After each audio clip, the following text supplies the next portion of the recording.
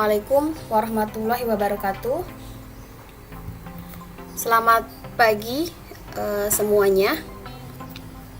Baik, dalam kesempatan kita hari ini bertemu kembali dengan Ibu ya, dengan Ibu Suhaini. Dalam kesempatan kita kali ini kita akan membahas terkait dengan tata niaga pertanian atau bisa juga dikatakan pemasaran pertanian ya, di mata kuliah pengantar ilmu pertanian ini. Baik, sebelum kita mengkaji lebih dalam apa itu tata niaga pertanian ataupun pemasaran pertanian, mari kita lihat definisi terlebih dahulu dari pemasaran pertanian itu seperti apa. Pemasaran adalah segala upaya yang menimbulkan perpindahan hak milik atas barang ya ataupun produk gitu ya, serta pemeliharaannya dan penyebarannya. Nah, itu secara general ya. Kalau kita kaitkan dengan dalam bidang pertanian, berarti di sini adalah perpindahan hak milik atas barang-barang komoditas pertanian ya. Kemudian juga serta pemeliharaannya dan juga penyebarannya. Nah, kemudian sering kita mendengar bahwa ada yang menyamakan istilah distribusi dengan pemasaran gitu. Nah, sebenarnya itu ada perbedaan gitu ya. Apa perbedaannya?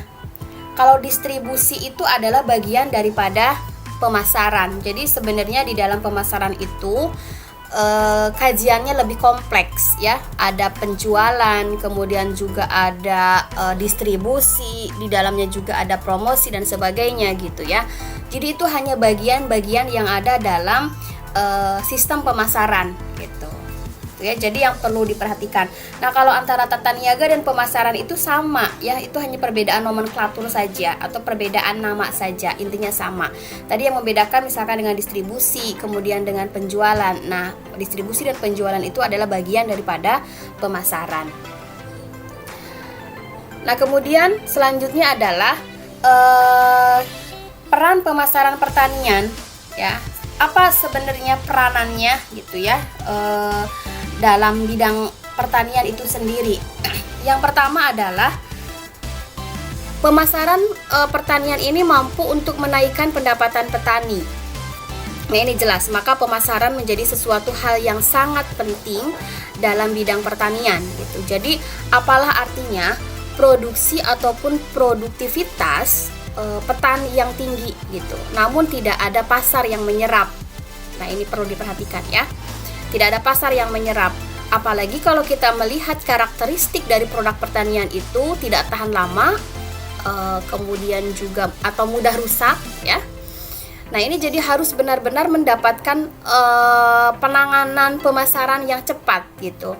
Tentu kalau kita bandingkan dengan produk non pertanian itu berbeda gitu ya. Kalau produk non pertanian itu masa simpannya cukup lama gitu ya. Nah, ini terutama untuk pemasaran komoditas primer, artinya yang belum mendapatkan pengolahan ataupun mendapatkan penambahan bahan yang lain, misalkan pengawetan dan sebagainya gitu ya. Misalkan menjual, memasarkan mangga misalkan gitu ya, maka di sana harus mendapatkan penanganan pemasaran yang cepat seperti itu ya. Maka dilakukan dengan adanya fungsi pengepakan ya, kemudian fungsi fasilitas, misalkan adanya penyimpanan dan sebagainya. Itu tidak lain adalah untuk meningkatkan masa simpan, daya tahan dari produk atau komoditas pertanian itu sendiri, seperti itu. Nah, ketika pemasarannya itu ada ya, artinya terserap komoditas yang dihasilkan oleh para petani. Kemudian juga selain itu harganya juga pantas, layak gitu ya. Maka tentu kita tahu bagaimana rumus untuk menghitung pendapatan petani ya. Pendapatan petani itu kan adalah penerimaan total dikurangi dengan biaya-biaya yang dikeluarkan dalam proses produksi atau proses usaha tani gitu. Nah, ketika harganya itu baik, maka nanti akan dikalikan dengan jumlah komoditas yang terjual gitu. Nah, baru nanti setelah total penerimaan dihitung, kemudian dikurangi dengan seluruh biaya-biaya yang dikeluarkan dalam proses usaha tani ataupun dalam proses pemasaran gitu ya. Ada biaya tetap, ada biaya variabel dan sebagainya. Nah, ini otomatis ketika pemasarannya itu adalah meningkat, maka akan menaikkan pendapatan bagi petani itu sendiri. Nah, kemudian yang kedua adalah meningkatkan produksi pertanian. Nah, ini artinya apa? Meningkatkan produksi pertanian artinya adalah ketika petani mendapatkan pendapatan berupa tadi ya dari penjualan produknya, maka nanti pendapatan tersebut sebagian akan digunakan dalam proses produksi kembali gitu ya. Misalkan ada 100% lah ya, maka misalkan 40% digunakan untuk memenuhi kebutuhan hidup petani beserta keluarganya, kemudian 60% digunakan untuk kembali sebagai modal untuk melakukan proses produksi pertanian. Nah, kemudian selain itu juga di pertemuan sebelumnya Ibu sudah menjelaskan bahwa harga itu adalah menjadi salah satu bentuk perangsang bagi petani untuk meningkatkan kegiatan produksinya gitu. Jadi ketika harganya itu pantas, layak, pemasarannya juga menyerap, maka petani akan meningkatkan semangat atau motivasinya untuk melakukan kegiatan produksi pertanian. Nah, seperti itu. Jadi kurang lebih ada dua peran dari pemasaran pertanian. Oke, kemudian selanjutnya untuk definisi pasar itu sendiri ya. Secara fisik, pasar itu adalah suatu lokasi tempat terjadinya jual beli ya, tempat bertemunya antara penjual dan pembeli secara langsung ya, terjadinya pertukaran, barter ya kalau zaman dulu gitu kan. Nah, namun pada saat ini tidak terbatas pasar dalam artian secara fisik gitu kan, dengan adanya kemajuan teknologi, adanya digital marketing dan sebagainya, akhirnya pemasaran suatu produk termasuk pertanian ya sekarang ini luar biasa sudah berkembang gitu. Banyak yang menjual sayuran dalam bentuk box gitu ya, buah-buahan dalam bentuk box gitu kan. Ini kadang kalau misalkan kita melihat kondisi pandemi saat ini ternyata memberikan banyak hikmah gitu ya. Masyarakat bisa berpikir kreatif gitu kan, yang awalnya kayaknya nggak mungkin deh gitu ya menjual komoditas yang memang segar, komoditas pertanian ya, kemudian secara online ini gimana caranya gitu. Nah, ternyata sekarang sudah mulai bermunculan ya market online yang menawarkan komoditas pertanian yang dijual secara online, kemudian masih dalam bentuk segar gitu. Nah, ini ada salah satu hikmah yang bisa diambil ketika pandemi ini melanda kita gitu ya. Kita dituntut untuk berpikir kreatif bagaimana agar tetap bisa bertahan hidup, agar tetap bisa menghasilkan dalam kondisi seperti ini gitu ya. Yang mana kalau pasar secara fisik sepi ya misalkan, nah kemudian pendapatan menurun, akhirnya orang-orang pada berpikir gimana caranya. Nah, salah satunya misalkan tadi dengan memanfaatkan digital marketing gitu. Kemudian juga kan tidak sedikit yang masyarakat yang kreatif gitu ya, menanam sayuran di halaman rumahnya atau di rumah gitu ya, dengan sistem hidroponik ataupun dengan menggunakan polybag dan sebagainya. Nah, kembali lagi ke sini. Kemudian pasar juga sebagai tempat di mana penawaran dan permintaan membentuk suatu harga tertentu gitu ya. Baik pasar secara fisik maupun pasar secara online, pasti akan terdapat kesepakatan yang harus disepakati oleh kedua belah pihak, baik itu pembeli maupun itu penjual ya. Misalkan apa? Salah satunya adalah harga gitu ya. Jadi sebelum adanya kesepakatan harga antara penjual dan pembeli gitu, maka tidak akan terjadi deal transaksi gitu ya. Namun selain kesepakatan harga juga, terutama misalkan dalam pemasaran secara online gitu ya, Nah, itu ada misalkan sistem pembayarannya seperti apa, ditransfer atau seperti apa gitu ya. Kemudian juga ekspedisi yang digunakan juga menggunakan pengiriman jenis ekspedisi apa dan sebagainya gitu ya. Kemudian juga kesepakatan yang lainnya dari sisi kualitas atau mutu, kuantitas, kemudian juga jenis, variasi dan sebagainya. Itu adalah kesepakatan-kesepakatan yang terjadi di antara penawaran dan juga permintaan. Nah, kemudian pasar juga adalah suatu keadaan terbentuknya suatu harga dan terjadinya perpindahan milik suatu produk tertentu gitu ya. Jadi tadi ada kesepakatan, ada titik equilibrium ya, titik equilibrium antara si pembeli dan si penjual. Jadi ada titik kesepakatan ya, titik kesepakatan.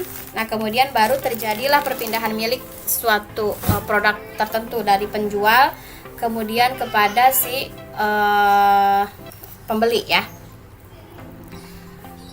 Nah, kemudian selanjutnya fungsi pemasaran. Nah, di sini ya, dalam sistem pemasaran tidak akan berjalan dengan baik apabila lembaga-lembaga pemasarannya itu adalah tidak melaksanakan fungsi-fungsi pemasaran. Apakah yang dimaksud dengan fungsi pemasaran? Nah, ini di sini disebutkan bahwa fungsi pemasaran adalah tindakan perlakuan yang diperlukan untuk melancarkan perpindahan arus barang dari produsen ke tangan konsumen. Jadi dibutuhkan nih fungsi-fungsi pemasaran gitu ya, agar efektif, agar efisien yang dilakukan oleh para lembaga pemasaran. Nah, siapa lembaga pemasaran itu? Lembaga pemasaran itu adalah lembaga perantara ya, yang menyampaikan barang dari produsen sampai ke tangan konsumen. Contoh misalkan lembaga perantara di untuk bidang pertanian. Contohnya kan istilahnya memang lebih khas, lebih khusus dibanding dengan pada komoditas non pertanian. Misalkan ada yang disebut dengan pengepul, pengumpul, tengkulak, bandar dan sebagainya gitu ya. Nah, itu biasanya istilah-istilah lembaga-lembaga yang ada di dalam sistem pemasaran. Nah, lihat di sini fungsi pemasaran. Yang pertama adalah adanya fungsi pertukaran ya. Fungsi pertukaran ini dibagi menjadi dua, ada fungsi penjualan, kemudian juga ada fungsi pembelian. Nah, fungsi pertukaran itu adalah semua tindakan untuk memperlancar pemindahan hak milik atas barang dan jasa ya. Nah, penjualan dan pembelian pastikan akan terjadi kalau pertukaran pasti akan melibatkan si penjual maupun si pembeli. Kemudian yang kedua adalah fungsi-fungsi fisik. Nah, fungsi-fungsi fisik itu bisa dibagi lagi menjadi dua, yaitu fungsi penyimpanan dan juga ada fungsi pengangkutan. Apa yang dimaksud dengan fungsi fisik? Nah, di sini ya, fungsi fisik itu adalah suatu tindakan atau perlakuan terhadap barang sehingga memperoleh kegunaan tempat dan waktu. Nah, perhatikan ya. Jadi fungsi fisik dalam sistem pemasaran itu adalah suatu tindakan atau perlakuan terhadap barang sehingga memperoleh kegunaan tempat dan waktu. Nah, kita lihat contoh yang pertama. Fungsi fisik pemasaran itu adalah penyimpanan. Nah, fungsi penyimpanan ini diperlukan untuk menyimpan barang selama waktu tertentu. Nah, antara barang dihasilkan sampai dijual.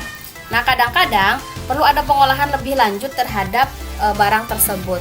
Jadi, fungsi penyimpanan baik itu dengan cooling ataupun freezing gitu ya, itu diharapkan dengan adanya fungsi ini bisa memperlama daya tahan masa simpan dari suatu produk gitu.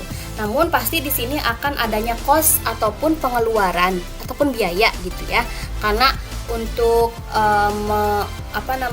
mendesain gedungnya, gedung penyimpanan, ataukah misalkan dari sisi pengangkutan yang didesain ada transportasinya, ada semacam box untuk penyimpanannya, tentu ini akan mengeluarkan biaya juga seperti itu.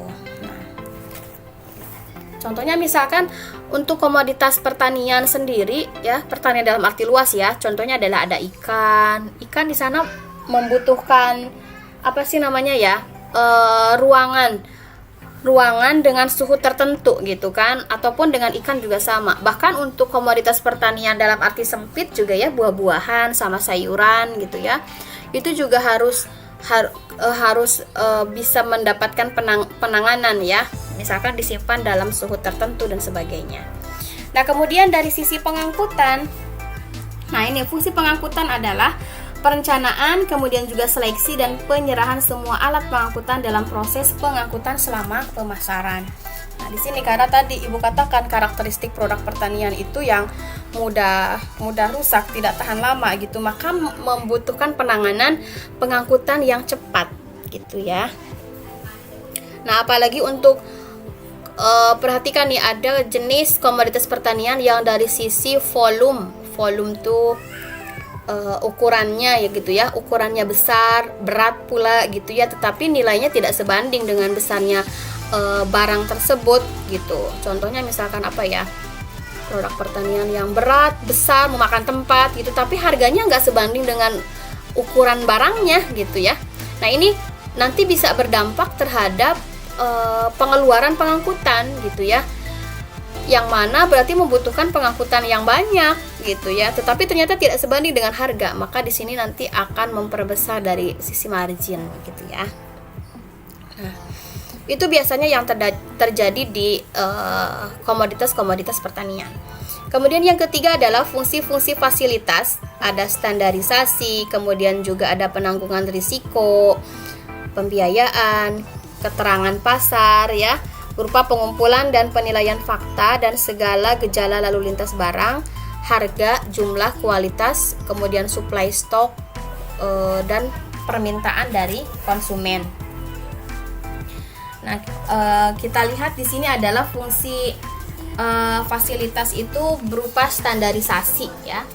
Nah, ini fungsi standarisasi sendiri ataupun grading ya. Nah, atau dikatakan grading. Ini adalah suatu ukuran atau penentuan mutu barang gitu ya, yang terdiri atas sejumlah perincian mengenai ukuran, kemudian juga warna, rupa, isi kimianya ya, kemudian juga kekuatan bentuk, beratnya, isi bahannya, kandungan airnya, kematangan rasanya, atau kombinasi dari ukuran-ukuran tersebut. Itu biasanya bukan indikator ya, ukuran-ukuran yang dilakukan untuk melakukan standarisasi gitu ya. Jadi kadang misalkan dilihat dari ukurannya, contoh misalkan dalam hal mangga, penjualan mangga gitu ya. Kita akan memberikan grading antara grade A, B, dan C. Itu kan akan berbeda-beda. Grade A tentu akan lebih baik dibanding dengan grade B, dan grade B akan lebih baik daripada grade C. Misalkan standarisasi yang digunakannya itu adalah dari ukuran buah gitu ya, ukuran buah yang ukurannya biasanya kalau untuk penjualan mangga. Nah kebetulan memang Ibu beberapa tahun ada riset di mangga gitu ya. Nah terutama untuk kepentingan ekspor itu dari segi ukuran mesti sama, bukan berarti besar semua, enggak, itu mesti sama, seragam gitu ya. Bahkan kalau untuk tujuan ekspor sendiri itu harus benar-benar dihitung gramannya gitu ya, jangan melebihi dari apa yang sudah ditentukan gitu. Itu bisa dikembalikan seperti itu gitu ya. Kemudian juga dari sisi tingkat kematangannya gitu ya, tidak mencampurkan misalkan antara yang masih mangkal ya kalau orang Sunda bilang ya, yang matang banget gitu ya, itu harus benar-benar bisa rata gitulah. Apalagi kalau misalkan untuk tujuan ekspor tadi, tentu kan ada perjalanan yang cukup lama ya, apalagi misalkan lewat laut gitu pasti lama. Kalau lewat pesawat mungkin cepat, tetapi akan ada kos pengangkutan yang besar ya. Maka dulu Ibu pernah mengajak mahasiswa untuk praktikum ya, untuk praktikum ke petani mangga Gedong Gincu gitu ya. Dia mengirimkan ke daerah Timur Tengah karena rata-rata memang banyak sekali permintaan dari Timur Tengah gitu. Nah, kemudian dikirimkannya lewat pesawat gitu. Itu harus benar-benar di packing sedemikian rupa, kemudian juga harus mempertimbangkan ketika nyampe sana itu nanti kondisi kematangannya seperti apa dan sebagainya gitu ya. Karena kalau tidak sesuai dengan standar yang konsumen luar negeri inginkan, itu bisa dikembalikan gitu ya. Memang harganya mahal ya tadi karena memang ada pengangkutan juga gitu ya. Misalkan seperti itu. Standarisasi atau grade ya, grading. Nah, kemudian juga ada fungsi penanggungan risiko. Apa itu artinya fungsi penanggungan risiko? Yaitu segala akibat atau risiko yang ditimbulkan oleh adanya perubahan harga barang, kehilangan, kebakaran, ya misalkan dan sebagainya. Maka di sini perlu diperhatikan ya, karena rawan sekali. Ya benar, memang untuk komoditas pertanian kan memang sangat rentan terhadap adanya risiko gitu ya. Tadi misalkan risiko perubahan harga barang juga kan sangat fluktuatif gitu kan. Sehari misalkan pagi hari berapa harganya, nanti kadang misalkan sore hari sudah berbeda gitu. Kehilangan juga kan, apakah kehilangannya karena dimakan oleh hama ataukah oleh manusia gitu kan, pencurian dan sebagainya, itu pun akan menjadi risiko. Maka ketika kita mau menentukan harga jualnya, maka kita harus memikirkan juga, memasukkan juga risiko ini gitu ya, penanggungan risiko ini gitu. Misalkan tadi risiko adanya perubahan harga barang ataupun kehilangan gitu ya, sekitar 15-20% ketika kita mau menentukan HPP-nya ya. Nah, kemudian selanjutnya ada yang disebut dengan fungsi pembiayaan. Nah, ini adalah penanggungan modal selama barang dalam proses pemasaran untuk membantu pelaksanaan fungsi pertukaran dan maupun fungsi fisik ya. Nah, dari mana sumbernya? Ya seperti halnya dalam kebutuhan untuk modal, bisa dari diri si pengusaha itu sendiri ataukah pinjam ke pihak luar gitu ya. Pihak luar di sini kan banyak, tidak hanya lembaga keuangan, keluarga juga masuk ke dalam pihak luar ataupun teman, sahabat dan sebagainya. Dan itu mesti dipikirkan, apalagi misalkan ketika meminjamnya ke lembaga keuangan yang mana di sana ada tingkatan bunga gitu yang harus dibayar gitu, itu harus dipikirkan. Nah, kemudian selanjutnya adalah fungsi keterangan pasar. Nah, ini fungsi ini adalah untuk tadi ya, pengumpulan dan penilaian fakta, kemudian juga gejala lalu lintas barang, harga, jumlah, kualitas, kemudian juga supply stok, permintaan konsumen yang berasal dari tiap tingkat pasar pada waktu, kemudian tempat dan juga tempat tertentu gitu ya. Itu adalah fungsi dari fasilitas. Jadi secara umumnya dibagi menjadi 3 fungsi, kemudian dari masing-masing fungsi itu nanti didetailkan lagi. Nah, ini adalah contoh saluran pemasaran berbagai badan atau lembaga yang menyelenggarakan penyaluran barang dari produsen ke konsumen. Ini tergantung waktu, daerah, teknologi. Contohnya misalkan di sini. Nah, siapa saja lembaga pemasaran yang dilibatkan? Ada tengkulak, ada pengecer, ada pedagang besar, ada eksportir, ada pedagang pengumpul dan sebagainya. Nah, di sini nanti saluran pemasaran misalkan kita lihat yang paling atas nih. Saluran pemasaran yang pertama adalah dari produsen, kemudian bisa langsung ke konsumen ya. Kemudian juga bisa dari produsen ke pengecer ke konsumen.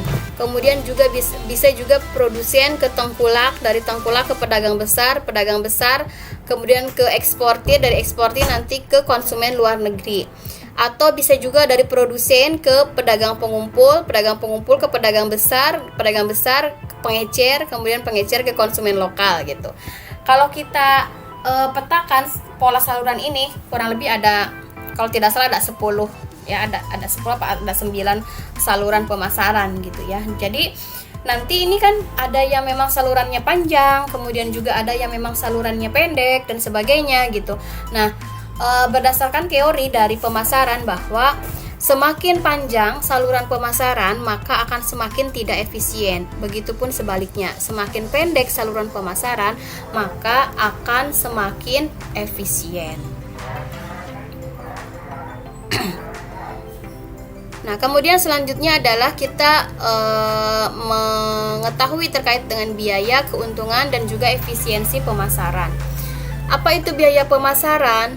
Biaya pemasaran adalah biaya yang dikeluarkan untuk kepuasan pemasaran, meliputi apa saja: biaya angkut, pengeringan, pengolahan, retribusi, kuli. Kemudian besarnya tergantung dari macam komoditasnya, lokasi lembaga, efektivitas. Jadi pokoknya biaya pemasaran itu adalah seluruh biaya yang dikeluarkan dalam proses pemasaran. Itu masuk ke dalam biaya pemasaran, ya. Nah, kemudian margin. Margin itu adalah selisih harga yang diterima produsen dengan harga yang dibayar oleh konsumen, ya. Jadi misalkan contoh dari petani menjual per kilo jamur lah ya, jamur merang contoh, dengan harga jadi salurannya misalkan petani kemudian ke bandar, dari bandar ke pengecer, dari pengecer ke konsumen misalkan. Di sini berarti ada sekitar berapa? 2 lembaga pemasaran yang terlibat, yaitu bandar dan juga pedagang pengecer. Nah, misalkan harga dari petani ke bandar menjual dengan harga per kilo jamur merangnya adalah 25.000 gitu ya. Jadi si bandar membeli ke petani dengan harga 25.000. Kemudian bandar menjual ke pengecer itu 30.000 gitu ya. Nah, berarti di sini selisih antara 25.000 sama 30.000 itu yang disebut dengan margin, ya. Margin yang diperoleh gitu ya. Jadi selisih antara produsen yang satu dengan konsumen. Kemudian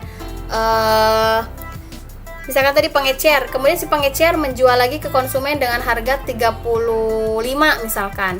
Maka selisihnya antara konsumen dengan pengecer berarti berapa? 5.000 misalkan. Jadi belum dikurangi dengan biaya-biaya ya kalau margin itu gitu. Nah, berbeda dengan keuntungan. Kalau keuntungan itu adalah margin pemasaran dikurangi dengan biaya pemasaran. Misalkan tadi antara bandar ya, bandar kan tadi marginnya 5.000, tapi kan belum dikurangi, misalkan dia harus mengeluarkan biaya angkut untuk ngambil jamur dari petani misalkan gitu ya. Misal setelah dihitung jatuh per kilonya berarti 1.000 untuk biaya angkut misalkan, berarti biaya angkut dan sebagainya ya, biaya-biaya yang dikeluarkan untuk pemasaran yang dilakukan oleh bandar gitu.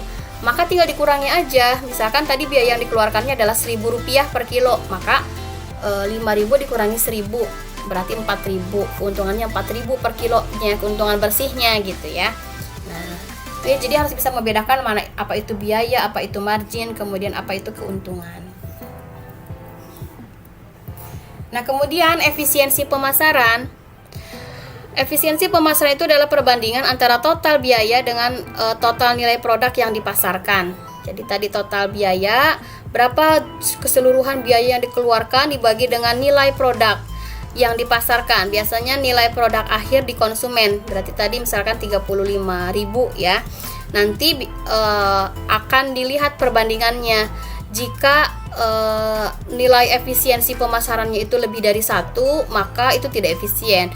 Tetapi ketika nilai efisiensi pemasarannya itu kurang dari 1, maka efisien. Nah, nanti sebenarnya lebih jelasnya akan dibahas nanti kalian akan mendapatkan mata kuliah tata niaga produk agribisnis, itu akan kita menghitung efisiensi pemasaran. Nah, kemudian efisiensi pemasaran itu terdiri dari efisiensi teknis dan juga ekonomis. Kalau teknis dari sisi operasionalnya ya, kalau ekonomis itu adalah dari sisi harga gitu. Nah, kemudian faktor-faktor yang mempengaruhi efisiensi adalah ada keuntungan, kemudian harga yang diterima konsumen, kompetisi pasar, kemudian juga ada peran daripada lembaga pemasaran. Nah, apa peran lembaga pemasaran? Yang pertama adalah harus diarahkan kepada kelancaran proses mengalirnya barang dan jasa untuk memenuhi kebutuhan konsumen dalam waktu, jumlah, mutu, dan juga harga tertentu agar menambah keuntungan persatuannya. Dengan cara mengadakan integrasi, pemakaian teknologi, penelitian tentang segala sesuatu yang terjadi di pasar.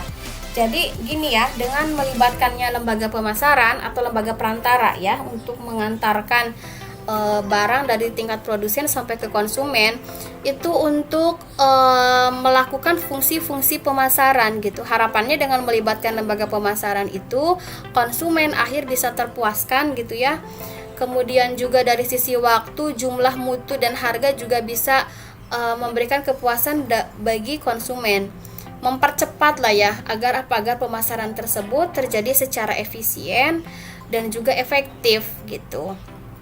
Nah, maka di sini dengan adanya pemakaian teknologi, kemudian juga penelitian ataupun riset yang terkait dengan pasar gitu ya, bagaimana misalkan konsumen itu agar bisa terpuaskan dari sisi pemasaran, maka dilakukanlah semacam kajian-kajian ataupun riset dan sebagainya gitu ya. Selanjutnya adalah ciri-ciri dari produk pertanian. Nah, kurang lebih ada 10. Yang pertama adalah di sini dilihat dari karakteristik produksinya musiman ya. Artinya di sini adalah sebagian besar untuk tanaman ya, komoditas pertanian rata-rata memang musiman, sekalipun ada yang memang berproduksi sepanjang tahun tapi tetap ada fluktuasi ya, ada fluktuasi produktivitasnya gitu. Bahkan misalkan ketika musim yang sering hujan dengan yang jarang hujan, itu ada perbedaan dari sisi produktivitas gitu. Bahkan selain itu juga akan mempengaruhi terhadap mutu atau kualitas si produk tersebut atau komoditas tersebut. Misalkan kalau hujan terus kok rasanya buah ini nggak terlalu manis ya, mungkin karena mengandung banyak air dan sebagainya gitu. Tapi ketika musim kemarau kok lebih manis, rasanya lebih enak dan sebagainya, itu bisa mempengaruhi.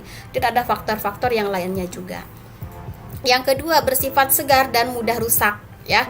Maka di sini tadi Ibu katakan harus mendapatkan penanganan yang cepat gitu. Bersifat bulk, volume besar, nilai kecil gitu, artinya memakan tempat gitu ya. Tadi yang sudah Ibu singgung di atas di sebelumnya ya, harganya murah gitu ya. Tetapi tidak sebanding dengan bentuk ataupun berat dari komoditas itu sendiri gitu ya. Contohnya apa ya, misalkan ya harganya nggak seberapa tapi besar gitu, kelapa mungkin ya, kelapa kan lebih besar dibanding dengan apel gitu ya, dari harga juga mungkin ya, apalagi apel ya memang menjadi apel unggulan Indonesia, misalkan apel dari Malang kan kalau kita bandingkan apel Malang lebih kecil gitu mungkin dari sisi nilai pun lebih mahal dibandingkan dengan kelapa misalkan ya. Nah, kemudian yang keempat, lebih mudah terserang hama penyakit, yaitu menjadi risiko ya. Hama penyakit nanti akan mempengaruhi terhadap kualitas atau mutu suatu komoditas. Nah, kemudian yang kelima, tidak selalu mudah didistribusikan. Tadi yang yang makan tempat, kemudian juga yang mudah rusak dan sebagainya, itu harus mendapatkan pengangkutan yang khusus, jadi tidak selalu mudah gitu ya. Tetapi dengan adanya kemajuan teknologi yang berkembang dewasa ini, maka hal tersebut bisa disiasati gitu. Misalkan dengan mendesain alat transportasinya yang cocok gitu ya untuk mengangkut komoditas-komoditas tersebut. Misalkan tadi contohnya ikan gitu ya, kemudian juga daging yang masih fresh dan sebagainya, berarti membutuhkan jenis pengangkutan yang khusus gitu ya, apakah dalam bentuk box, kemudian dengan tingkat suhu berapa gitu ya. Kemudian bersifat lokal ataupun kondisional. Nah, ini ya, yang mana kita tahu bahwa komoditas pertanian itu biasanya kan dihasilkan di daerah pedesaan, di daerah pinggiran kota ya. Nah, di sini juga dalam artian pendistribusiannya juga kan berarti harus membutuhkan semacam pengorbanan ya. Semacam pengorbanan agar bisa sampai ke tangan konsumen, dan biasanya sebagai konsumennya itu adalah masyarakat kota gitu. Kegunaannya beragam, tidak hanya untuk konsumsi sebenarnya kan, ada yang digunakan untuk kegiatan-kegiatan keagamaan ataupun adat istiadat ya. Nah, itu yang menjadi ciri-ciri. Memerlukan keahlian khusus. Nah, apa artinya ini? Dalam artian penanganan khusus ya dari produk pertanian tersebut. Kemudian yang ke-9, dapat dipakai untuk bahan baku produk lain ya, misalkan diolah menjadi produk turunan tertentu. Kemudian yang terakhir, dapat berfungsi sebagai produk sosial. Nah, tadi sih untuk kebudayaan ya, biasanya kalau kita lihat masyarakat Bali gitu ya, itu sering menggunakan kan kalau ada acara-acara apa bikin apa namanya tuh yang menjulang tinggi, janur atau apa gitu ya, menggunakan ya produk-produk pertanian gitu untuk acara-acara keagamaan agama tertentu gitu ya, ataupun untuk ritual-ritual. Nah, itu seperti itu yang menjadi ciri-ciri dari produk pertanian. Nah, kemudian selanjutnya adalah masalah pemasaran dari produk pertanian. Apa saja? Nah, di sini ada kurang lebih 10 lah ya. Yang pertama, tidak selalu tersedia komoditi yang cukup dan kontinu. Ya tadi karena memang sifatnya adalah musiman gitu ya. Harga berfluktuasi. Nah, ini terlihat juga dari kondisi stok yang ada di pasaran. Kemudian juga dilihat dari kebutuhan konsumen atau masyarakat ya. Ketika mendekati misalkan hari raya, biasanya kan tingkat permintaan terhadap produk pertanian tertentu itu meningkat, maka harganya akan melonjak. Tidak efisien, ya memang seperti itu ya. Tadi tidak efisien, contohnya misalkan untuk komoditas yang tadi yang memakan tempat, berat dan sebagainya, tapi harganya kecil gitu. Akhirnya pemasaran yang dilakukan gitu tidak sebanding gitu ya. Keuntungan yang diperoleh tidak sebanding dengan proses pemasarannya. Kemudian yang keempat, fasilitas kurang memadai. Ya, itu ya, fasilitas kurang memadai misalkan dari aspek jalan, kemudian atau fasilitas pasar ya dan sebagainya. Lokasi produsen dengan konsumen terpencar. Itu kendala nanti akan mengakibatkan biaya-biaya pemasaran yang dikeluarkan menjadi besar. Yang keenam, informasi pasar kurang lengkap. Nah, contoh misalkan petani sangat sulit sekali mengakses harga. Mereka sangat ketergantungan dengan lembaga perantara atau pedagang perantara. Lemahnya manajemen, kurangnya modal, kurangnya respon dari produsen terhadap permintaan. Nah, maka di sini nih yang poin 9 ya, produsen itu harus respon cepat terhadap keinginan dari permintaan konsumen gitu ya. Agar apa? Agar barang yang kita jual itu ya bisa terserap, bisa terjual gitu secara optimal. Peraturan-peraturan kurang memadai. Misalkan apa ya peraturannya, baik dari peraturan untuk sistem pertanian, misalkan terkait dengan pupuk gitu ya. Kemudian sekarang kan pupuk aturannya untuk mengakses sarana pertanian harus memiliki kartu anggota gitu ya. Nah, itu bikin ribet, bikin petani kesulitan dan sebagainya karena harus ada tanda pengenal dan sebagainya misalkan. Itu akhirnya membuat masalah baru gitu ya. Nah, dan kemudian masih banyak sebenarnya untuk terkait dengan kebijakan-kebijakan dalam pemasaran produk pertanian. Nah, kemudian di sini adalah sistem pemasaran pertanian. Sektor produksi. Nah, di sini ya. Sektor produksi ini kan dipengaruhi oleh iklim ataupun kondisi fisik dari alam ya. Kemudian juga dipengaruhi oleh ekonomi atau teknologi yang berkembang saat ini. Ada input di sini berupa sarana produksi pertanian. Biaya di sini adalah segala pengorbanan untuk memperoleh input ini. Di sini sektor produksi misalkan proses usaha taninya atau budidaya pertaniannya gitu. Nah, di sini berarti nanti akan mengeluarkan berupa output. Nah, outputnya itu tidak selalu dikonsumsi langsung, tetapi ada juga yang memang diolah terlebih dahulu di sini ya, menjadi produk baru atau produk turunannya gitu, di sini diolah. Kemudian di sini maka akan mengeluarkan output lagi berupa apa? Berupa produk yang siap untuk dikonsumsi oleh masyarakat. Nah, ini juga untuk sektor konsumsi juga ya akan dipengaruhi oleh sosiokultural ya, sosial, kondisi sosial masyarakat, dan juga ada dipengaruhi oleh legal ataupun politik gitu ya. Nah, kemudian baru nanti di sini ke konsumen, adanya kepuasan bagi konsumen itu sendiri. Nah, ini kurang lebih seperti ini ya gambaran dari sistem pemasaran pertanian. Nah, jadi lanjut aja. Nah, kemudian selanjutnya adalah prospek pasar. Nah, ini dapat dideteksi dengan yang pertama, analisis konsumen. Nah, ini kebutuhan dari konsumen. Karena apa? Karena setiap konsumen itu kan kebutuhannya adalah berbeda-beda ya. Ada yang memang membutuhkannya sedikit, kemudian juga ada yang memang membutuhkannya banyak gitu ya.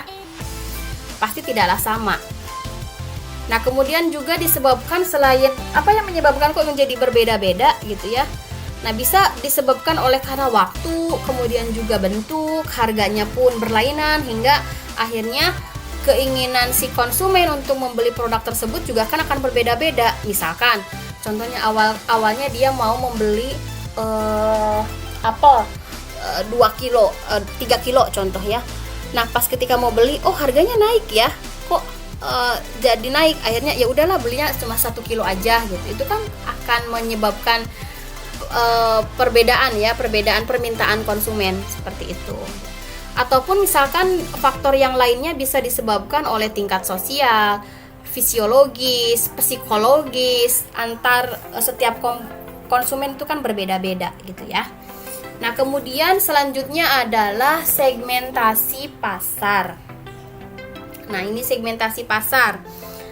Ini juga harus menjadi pertimbangan ya, karena pemasaran suatu komoditas akan menjadi jelas. Misalnya, sasaran yang dipilih adalah pasar swalayan, supermarket gitu ya.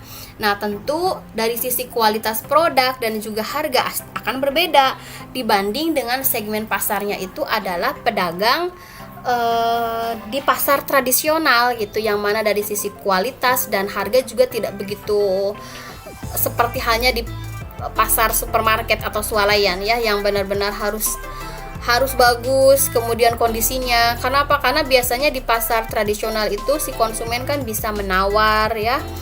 Kemudian juga tidak adanya grade standarisasi yang dijual, semuanya mau yang besar, yang kecil, yang matang banget, yang masih mentah dan sebagainya masih dicampur gitu. Maka dari sisi harga pun tidak begitu mempengaruhi ya. Itu. Kemudian juga selanjutnya adalah ada sistem pembelian. Nah, sistem pembelian juga di sini bisa dilihat ada beberapa perbedaan ya. Misalkan dilihat dari secara langsung atau tunai, ataukah dibeli dengan sistem kredit. Nah, kemudian ya perhatikan ya, dari sisi hubungannya itu ada 4 macam hubungan antara produsen dan konsumen ya. Yang pertama adalah ada hubungan lepas, ada hubungan kontrak, kemudian ada hubungan konsinyasi, dan yang keempat itu ada hubungan hedging, future trading, atau pasar masa datang. Apa artinya hubungan lepas? Nah, ini artinya adalah hubungan yang selalu diperbaharui setiap kali terjadi pembelian. Ya, artinya menjual putus ya, hubungan lepas itu jual putus. Jadi nggak ada keterikatan lagi. Ketika dia beli lagi, harganya ya harga saat itu dan sebagainya. Kalau hubungan kontrak itu adalah hubungan yang lamanya telah ditentukan, umumnya disertai perjanjian, misalnya syarat kualitas dan jumlah produk. Berarti di sini ada kesepakatan terlebih dahulu antara si produsen dan konsumen. Contoh, misalkan kesepakatan antara petani bawang merah dengan PT tertentu gitu ya, dengan PT ABC misalkan. Nah, itu kan sebenarnya si bawangnya tuh belum panen ya, tetapi mereka sudah melakukan kontrak gitu, kerjasama lah ya dengan si dengan kelompok tani ataupun petani. Nah, misalkan si PT ABC tadi, saya akan membeli dengan harga sekian, kemudian nanti dari sisi bibit harus menggunakan bibit ini, kualitasnya ini dan sebagainya gitu. Nah, itu yang disebut dengan hubungan kontrak atau kerjasama. Sebenarnya ada keuntungan dan juga ada kerugiannya. Hubungan konsinyasi adalah hubungan yang berlangsung dengan cara produsen menitipkan produk ke konsumen atau pedagang kedua. Konsinyasi itu jadi misalkan nitip barang dulu ya, nanti kalau laku baru dibayarkan. Itu konsinyasi namanya. Kemudian hubungan hedging, future trading, dan juga atau disebut dengan pasar masa mendatang. Biasanya hubungan ini terjalin karena adanya kepercayaan ya. Misalkan konsumen memesan produk jauh sebelum produk itu ada, jadi belum ditanam tapi masih lama gitu ya. Gitu, tetapi sudah terjadi kesepakatan gitu ya. Nah, selanjutnya adalah analisis pesaing ya. Analisis pesaing itu bisa dilihat dari sisi bentuk pasarnya. Kan banyak ya bentuk pasar, ada pasar persaingan sempurna, monopolis, monopolistik, oligopoli, kemudian ya dan sebagainya ya. Nah, itu kan jenis-jenis pesaing akan di dalam karakteristik pasarnya juga akan berbeda-beda. Nah, kemudian selanjutnya adalah adanya dasar kompetisi. Nah, apa yang menjadi dasar dalam hal kompetisi dalam pemasaran ini atau kompetisi untuk bersaing ini gitu ya. Nah, yang perlu diperhatikan, dasar yang digunakan untuk bersaing biasanya adalah kualitas dari suatu barang, kemudian juga harga dan juga pelayanan biasanya. Nah, biasanya kan kalau kita melihat konsumen itu mereka mencari harga yang murah tetapi kualitasnya sama dengan harga yang mahal, biasanya kan seperti itu gitu ya. Maka dari 3 dasar tadi, nah ini bisa mencari strateginya bagaimana caranya agar konsumen itu tertarik gitu ya. Kemudian selanjutnya ada lembaga yang mempengaruhi. Siapa lembaga yang mempengaruhi? Biasanya baik itu lembaga pemerintah maupun lembaga swasta.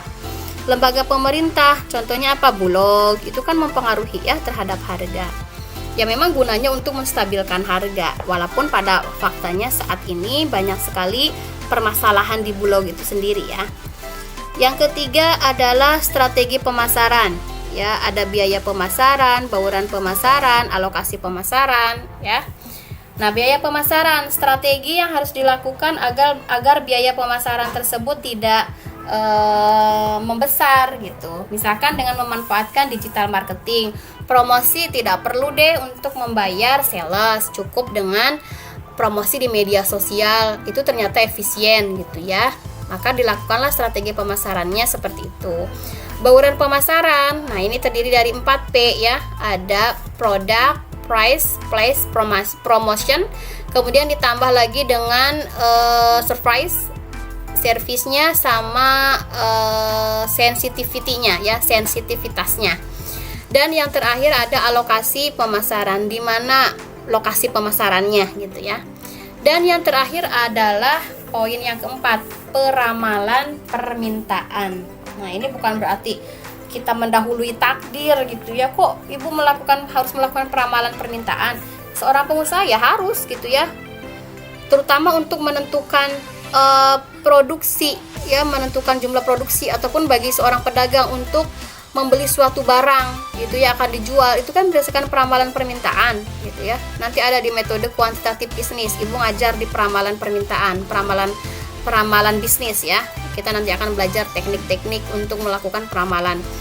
Nah, jadi peramalan permintaan itu untuk memprediksi lah ya.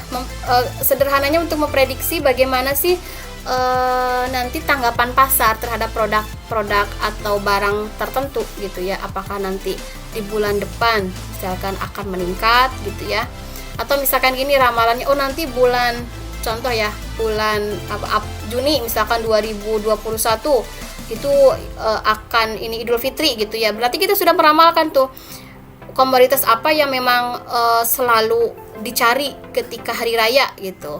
Misalkan cabai tinggi ya permintaannya, atau bawang misalkan tinggi permintaannya. Kita sudah bisa menghitung nanti kalau saya tanam di bulan apa, kemudian masa mulai tanam sampai panennya berapa bulan.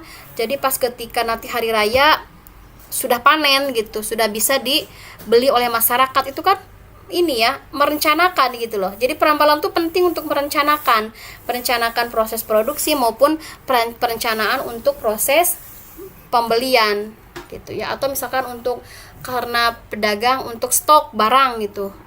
Misalkan contohnya penjual baju gitu ya, mau lebaran nih stoknya dibanyakin karena diramalkan nanti permintaan terhadap baju itu akan tinggi di bulan tersebut misalkan. Itu yang disebut dengan peramalan permintaan.